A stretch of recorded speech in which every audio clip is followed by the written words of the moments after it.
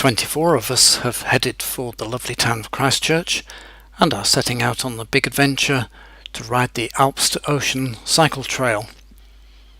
This is us leaving our digs in Christchurch and meeting for the first time our drivers and guides, Stuart, Neville and Barry. Lovely guys they are too. First stop is to collect the bikes, then we're off in the bus to the town of Geraldine.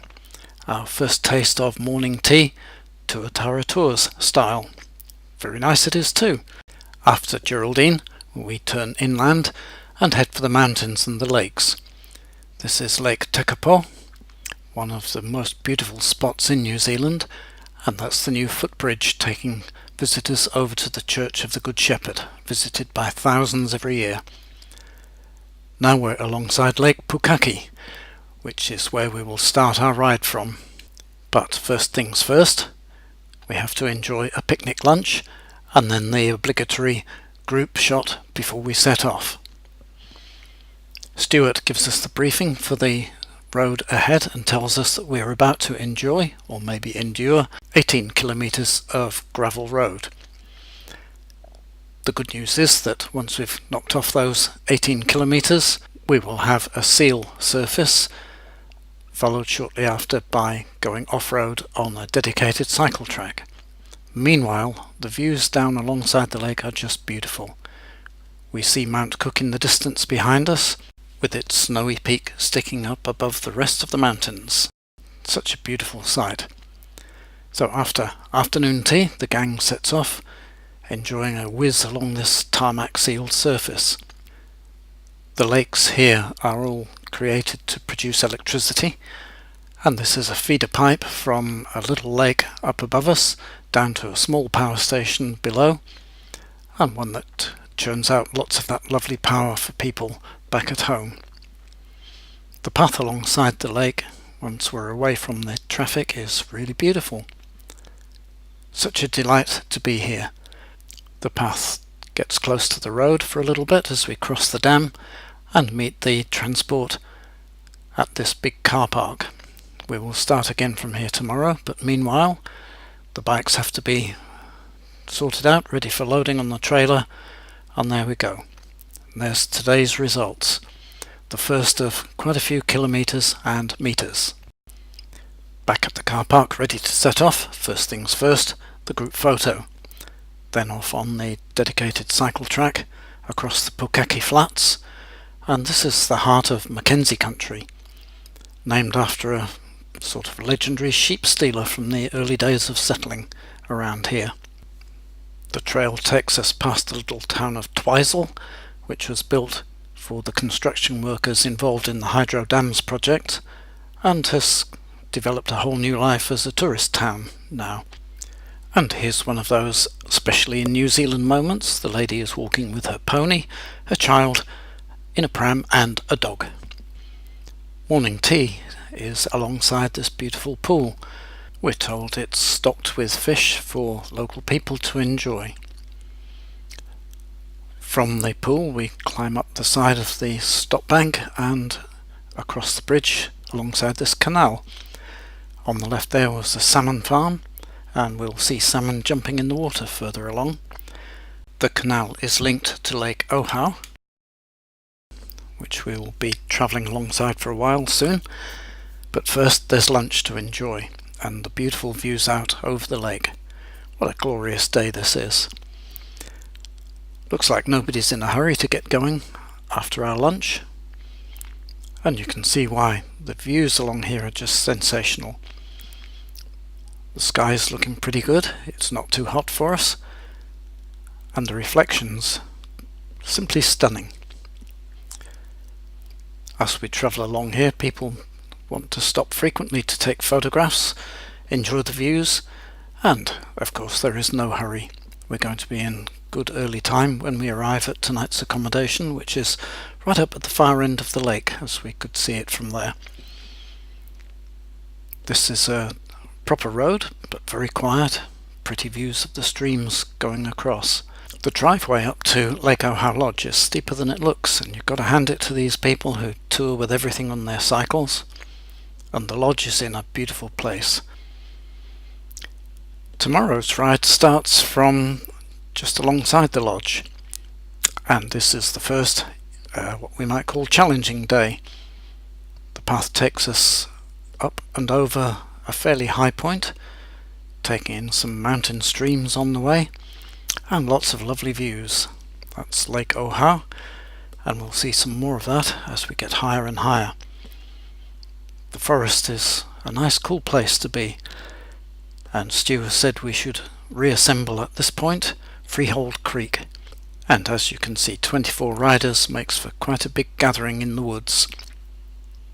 Quite a few of the group are on e-assisted bikes, and they're quite remarkable, these machines, because they make a huge difference to people who otherwise would not be able to get out and about, certainly not ride up mountain tracks on a regular bike. Highly recommended for those who like to get out and about but are finding turning the pedals a little bit more difficult than they wish. Now this is the high point, 900 meters above sea level, beautiful views all around and a great sense of achievement. On the way down we encounter the first of a number of these, a ford to splash through. That one's not too big and not too deep, and I think we will make it successfully. Next stop is Quailburn, a historic site linked to early settlement in the area, and the most welcome sight of Stu and the crew, with some more refreshments. From there we get a nice fast ride along a wide, decent surface road before a tourist stop. We go to visit the Clay Cliffs. A remarkable place and well worth a visit, but a bit of a scramble up there. These are sculpted by wind and water to make quite spectacular shapes. Once we've done being tourists, it's time to become cyclists again and head for the town of Omarama, where there are toilets and an airfield which is famous for the gliding in the area. The cycle trail keeps us away from the traffic and drops us down alongside Lake Benmore. Beautiful views all the way along here too, with lovely reflections in the water and lots of opportunities for photo stops. It's really nice to have a trail that takes us so close to the water, and the designers have even thought of a fence to keep us a bit safe. We had Quailburn earlier. Now we have a long steep climb past Stuart and his camera catching the pain, and it's such a steep climb we name it Buttockburn Hill. But a fast cruise takes us into the little town of Otematata, and some amazing numbers, almost 70 kilometres and a lot of climbing. Next day, Stuart gives us the early morning briefing before sending us on our way to climb up Benmore Dam. This is the biggest earth-filled dam in New Zealand, and one of the early dams built to shoot water down pipes like these and generate electricity. It's quite a steep climb up to the top of the dam, but the view is rewarding. Leaving the dam on yet another beautiful day, we have a last opportunity to enjoy the views of Lake Benmore on our left before dropping down to the start of Lake Aviemore, or Aviemore, depending on where you come from. There's a bit of a rush going on here, partly because the road is downhill. Maybe there's a secret, something lying ahead. We're fairly well spaced out, and everybody seems to be enjoying the road along here. Tailwind too, which helps. So we're getting towards the front of the pack and find what could be the reason for the rush. Oh yes, coffee. And look at that, we're all keen on a cup of coffee. Once more, we're off along the road.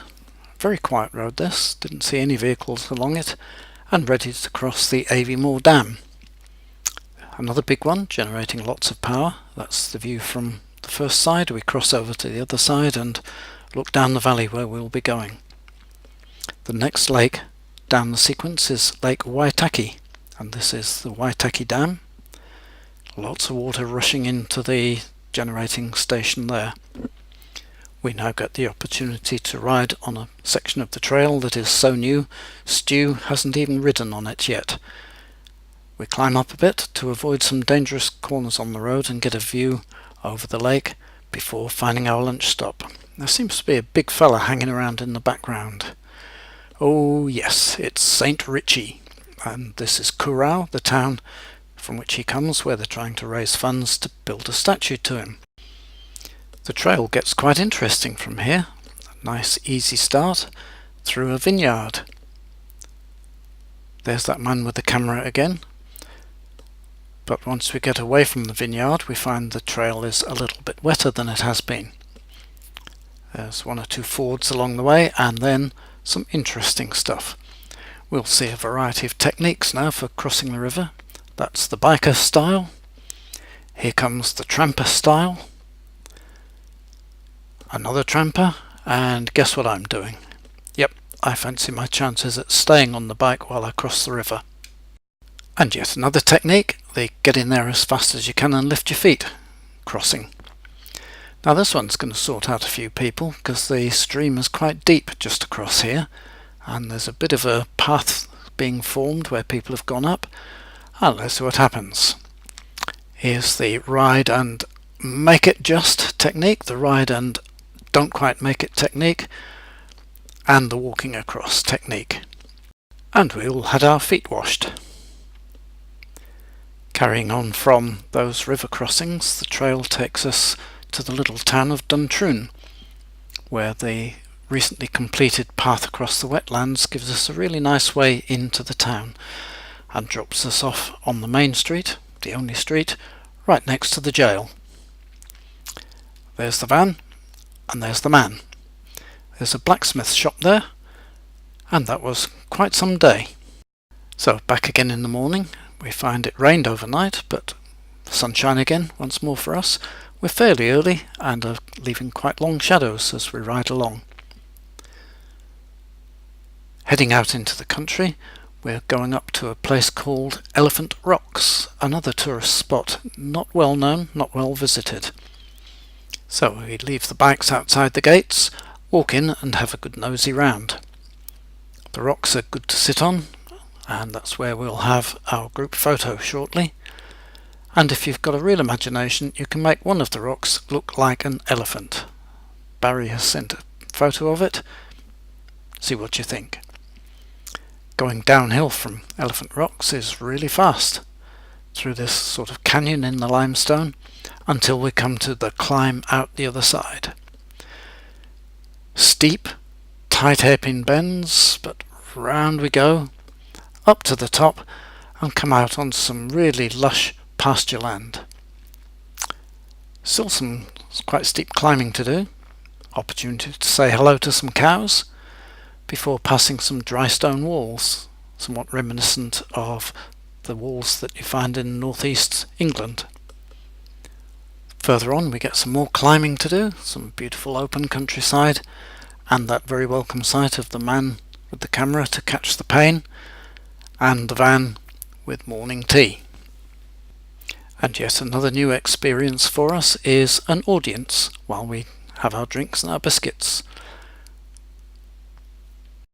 After leaving morning tea, we do a very long, very steep climb, which makes us all feel quite tired, before heading off down to the Wreckis railway tunnel. This little gem is out in the middle of nowhere, and you really can't see it from anywhere except by being on the trail. It's not very long, but it has got a bend in it, and no lights. So it's quite nice to come out into the sunshine the other end, and get ready to ride some more. First we pass through one of the old cuttings, dug out by manual labour, and now a new cutting, created to allow the cycle trail to run alongside the farm.